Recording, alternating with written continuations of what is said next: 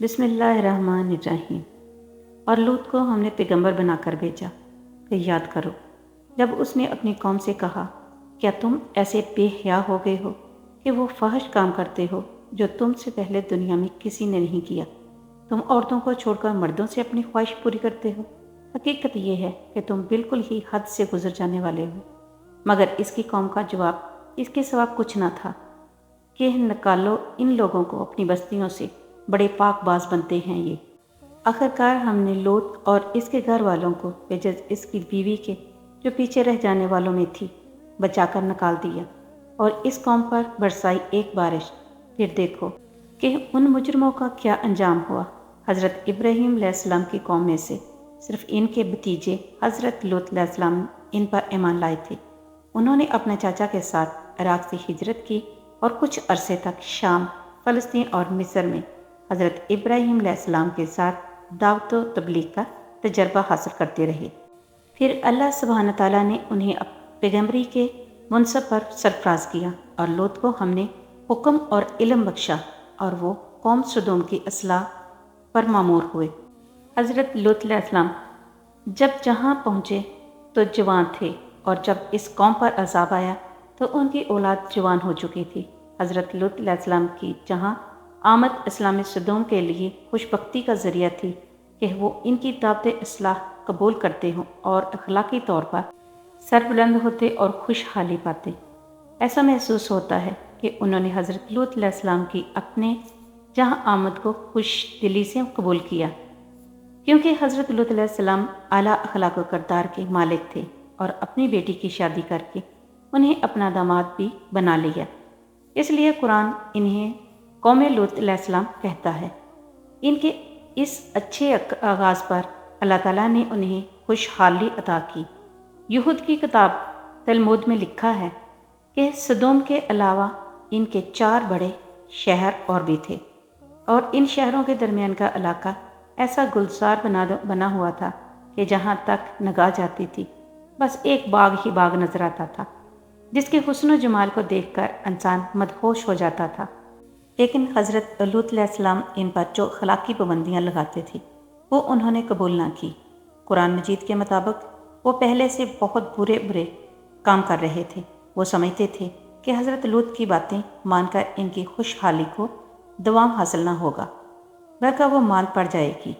سب سے پہلے انہوں نے غیر قوموں سے اپنے معاملات خراب کیے۔ تلمود میں لکھا ہے کہ ایک مرتبہ ایک اعلامی مسافر ان کے علاقے سے گزر رہا تھا۔ راستے میں شام ہو گئی اور اسے مجبوراً ان کے شہر سدوم میں ٹھہرنا پڑا۔ اس کے ساتھ مال تجارت اور اپنے کھانے پینے کا سامان تھا۔ کسی سے اس نے میزبانی کی درخواست نہ کی، بس ایک درخت کے نیچے اتر گیا، مگر ایک سدومی اسرار کے ساتھ اٹھ کر اسے اپنے گھر لے گیا۔ رات اسے اپنے ہاں رکھا اور صبح ہونے سے پہلے اس کا گدھا اس کے زین اور مال تجارت سمیت اڑا دیا۔ اس نے شور مچایا، مگر کسی نے اس کی فریاد نہ سنی، بلکہ بستی کے لوگوں نے اس کا رہا سہا مال بھی لوٹ کر اسے نکال باہر کیا۔ اس طرح کے متعدد واقعات بیان کرنے کے بعد تلمود کا مصنف لکھتا ہے کہ اپنی روزمرہ کی زندگی میں یہ لوگ سخت ظالم، دھوکے باز اور بد معاملہ تھے۔ کوئی مسافر ان کے علاقے سے بخیریت نہ گزر سکتا تھا، کوئی غریب ان کی بستیوں سے روٹی کا ایک ٹکڑا نہ پا سکتا تھا۔ بارہا ایسا ہوتا کہ باہر کا آدمی ان کے علاقے میں پہنچ کر فاقوں سے مر جاتا، اور یہ اس کے کپڑے اتار کر اس کی لاش کو برہنہ دفن کر دیتے۔ بیرونی تاجر اگر شامت کے مارے وہاں چلے جاتے تو برسر عام لوٹ لیے جاتے اور ان کی فریاد کو ٹھٹھوں میں اڑا دیا جاتا۔ ایک مرتبہ حضرت سائرہ علیہ السلام نے حضرت لوط علیہ السلام کے گھر والوں کی خیریت دریافت کرنے کے لیے اپنے غلام کو سدوم بھیجا۔ وہ جب شہر میں داخل ہوا تو اس نے دیکھا کہ ایک سدومی ایک اجنبی کو مار رہا ہے۔ اس نے اسے شرم دلائی کہ تم بے کس مسافروں سے یہ سلوک کرتے ہو، مگر جواب میں سرے بازار اس کا سر پھاڑ دیا گیا۔ ایک مرتبہ ایک غریب آدمی کہیں سے ان کے شہر میں آیا اور کسی نے اسے کھانے کو کچھ نہ دیا۔ وہ فاقے سے بحال ہو کر ایک جگہ گرا پڑا تھا کہ حضرت لوط علیہ السلام کی بیٹی نے اسے دیکھ لیا اور اس کے لیے کھانا پہنچایا۔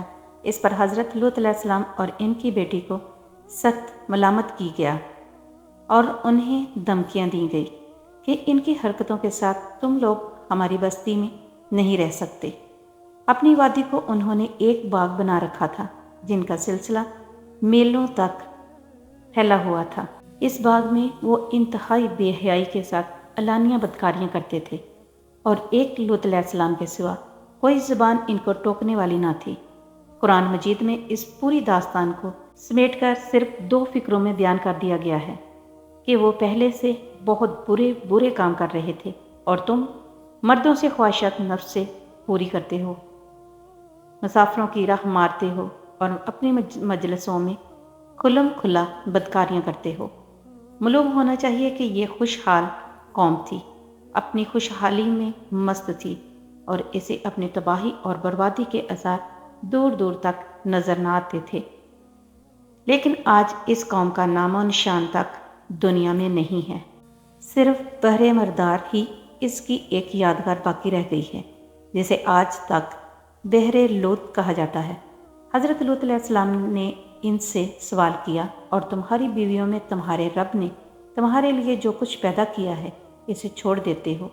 مطلب یہ ہے کہ اس خواہش کو پورا کرنے کے لیے جو بیویاں خدا نے پیدا کی تھی انہیں چھوڑ کر تم غیر فطری ذریعے یعنی مردوں کا اس غرض کے لیے استعمال کرتے ہو۔ دوسرا مطلب یہ بھی تو ہو سکتا ہے کہ خود ان بیویوں کے اندر خدا نے اس خواہش کی تکمیل کا جو فطری راستہ رکھا تھا اسے چھوڑ کر تم غیر فطری راستہ اختیار کرتے ہو۔ اس دوسرے مطلب میں یہ اشارہ نکلتا ہے کہ وہ ظالم لوگ اپنی عورتوں سے بھی خلاف فطرت فعل کا ارتکاب کرتے تھے، اور یہ بھی ہو سکتا ہے کہ وہ نادان اپنی خوشحالی کے مان پڑنے یا ختم ہو جانے کے خوف سے آبادی کو بڑھنے سے روکنے کے لیے یہ حرکت کرتے ہوں۔ یہ اس قوم کا سب سے بڑا جرم تھا جس کی وجہ سے خدا کا عذاب اس پر نازل ہوا۔ اس کے ارتکاب سے توبت کردار انسان کبھی باز نہیں آئے، لیکن یہ قوم علانیہ اس کا ارتکاب کرتی تھی اور اسے کوئی قابل شرم کام نہیں مانتی تھی۔ آج مغرب میں انسانی آزادی کے نام پر اس کی اجازت دی جاتی ہے یا اس کی اجازت کے لیے زبردست پروپیگنڈا کیا جاتا ہے، لیکن کہیں بھی اسے قابل فخر نہیں سمجھا جاتا اور اس کے مرتکب کو بری نظر سے دیکھا جاتا تھا اور قابل رحم اور بیمار سمجھا جاتا ہے۔ حقیقت یہ ہے کہ ہم جنسی بالکل فطرت کے خلاف ہے۔ اللہ تعالیٰ نے انسانی نسل کی بقا کے لیے جوڑے بنائے ہیں تاکہ یہ دونوں مل کر ایک خاندان بنائیں اور پھر معاشرہ بڑھے پھولے پھلے۔ اسی مقصد کے لیے مرد اور عورت کو 2 الگ الگ جنس بنایا، ان میں ایک دوسرے کے لیے کشش پیدا کی، ان کی جسمانی بناوٹ اور نفسیات ترکیب ایک دوسرے کی ضرورتوں کے عین مطابق بنائیں اور انہیں ایک دوسرے کے لیے سکون اور راحت اور لطف کا ذریعہ بنایا۔ اس جوڑ میں جو لذت ہے وہ بقائے نسل کا ذریعہ ہونے کے ساتھ ہی دونوں کے لیے خدمت کا نقد صلہ بھی ہے۔ مگر جو شخص فطرت کی اس اسکیم کے خلاف عمل کر کے اپنے ہم جنس سے شہوانی لذت حاصل کرتا ہے وہ ایک ہی وقت میں کئی جرائم کرتا ہے۔ پہلا جرم وہ اپنی جسمانی بناوٹ اور نفسیاتی ضرورت کے خلاف عمل کر کے اپنے جسم، نفس اور اخلاق کو تباہ کرتا ہے جس کا اسے کوئی حق نہیں کیونکہ یہ اس کا بنایا ہوا نہیں ہے۔ دوسرا جرم جس قوت سے لذت حاصل کرتا ہے اس کے ذریعے بقائے نسل کی فطری نظام سے منہ پھیر کر اپنے فرائض اور ذمہ داریوں سے بھاگتا ہے اور فطری نظام سے غداری کرتا ہے۔ جس خاندان کے ذریعے وہ پیدا ہوا پروان چڑھا، مگر جب اس کی اپنی باری آئی تو حقوق اور فرائض اور ذمہ داریوں کا بوجھ اٹھانے کے بجائے اپنی قوتوں کو پوری خود غرضی کے ساتھ ایسے طریقے پر استعمال کرتا ہے جو خاندان کو تباہ کرنے والا ہے۔ تیسرا جرم وہ اپنے آپ کو نسل اور خاندان کی خدمت کے لیے نااہل بناتا ہے اور اپنے ساتھ کم سے کم ایک مرد کو غیر طبی زنانہ پن میں مبتلا کرتا ہے اور کم سے کم 2 عورتوں کے لیے بھی جنسی بے راہ روئی اور اخلاق کی کشتی کا दरवाज़ा खोल देता है। कुरान मजीद में सिर्फ ये बताया गया है कि अमले कौम लूत बदतरीन गुनाह है जिस पर एक कौम अल्लाह ताला के गज़ब में गिरफ्तार हुई। इसके बाद ये बात हमें नबी सल्लल्लाहु अलैहि वसल्लम की रहनुमाई से मालूम हुई कि ये एक ऐसा जुर्म है जिससे माशरे को पाक रखने की कोशिश करना हुकूमत इस्लामी के फ़राइज़ में से है। लेकिन चूँकि नबी करीम सल्लल्लाहु अलैहि वसल्लम के ज़माने में ऐसा कोई मुकदमा पेश नहीं हुआ, इसलिए कतई तौर पर यह बात मुतय्यन ना हो सकी कि इसकी सज़ा किस तरह दी जाए। बाज़ फ़क़हा इस जुर्म पर वही सज़ा तजवीज़ करते हैं जो ज़ना की सज़ा है, यानी गैर शादीशुदा को 100 कोड़े मारे जाएंगे, जला वतन कर दिया जाएगा और शादीशुदा को रजम किया जाएगा।